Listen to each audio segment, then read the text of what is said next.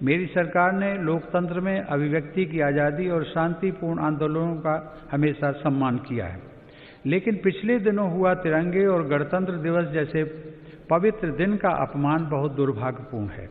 जो संविधान हमें अभिव्यक्ति की आज़ादी का अधिकार देता है, वही संविधान हमें सिखाता है कि कानून और नियम का भी उतनी ही गंभीरता से पालन करना चाहिए। मेरी सरकार ये स्पष्ट करना चाहती है कि 3 नए कृषि कानून बनने से पहले पुरानी व्यवस्थाओं के तहत जो अधिकार थे तथा जो सुविधाएं थी, उनमें कहीं कोई कमी नहीं की गई है, बल्कि इन कृषि सुधारों के जरिए सरकार ने किसानों को नई सुविधाएं उपलब्ध कराने के साथ साथ नए अधिकार भी दिए हैं।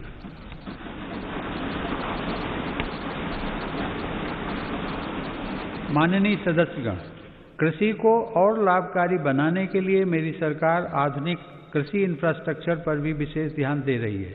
इसके लिए 1 लाख करोड़ रुपए के एग्रीकल्चर इंफ्रास्ट्रक्चर फंड की शुरुआत की गई है। देश भर में शुरू की गई किसान रेल भारत के किसानों को नया बाजार उपलब्ध कराने में नया अध्याय लिख रही है। यह किसान रेल एक तरह से चलता फिरता कोल्ड स्टोरेज है। अब तक 100 से ज़्यादा किसान रेलें चलाई जा चुकी हैं, जिनके माध्यम से 38,000 टन से ज़्यादा अनाज और फल सब्जियां एक क्षेत्र से दूसरे क्षेत्र तक किसानों द्वारा भेजी गई हैं। माननीय सदस्यगण, किसानों की आय बढ़ाने के लिए मेरी सरकार ने पशुधन को आय के स्रोत के रूप में स्थापित करने पर भी विशेष जोर दिया है। इसी का परिणाम है कि देश का पशुधन पिछले 5 वर्षों में सालाना 8.2% की दर से बढ़ रहा है।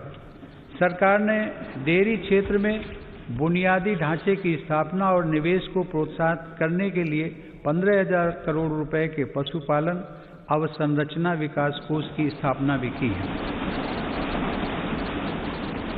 मेरी सरकार ने पशुपालन और मत्स्य पालन को भी कृषि क्षेत्र की तरह ही किसान क्रेडिट कार्ड की सुविधा दी है।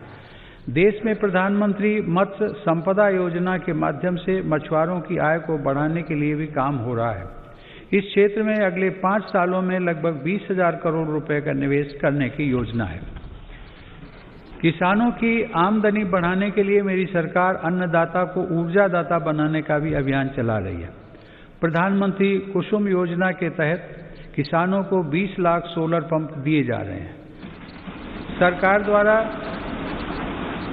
गन्ने के सीरे, मक्का, धान इत्यादि से एथनॉल के उत्पादन को भी बढ़ावा दिया जा रहा है।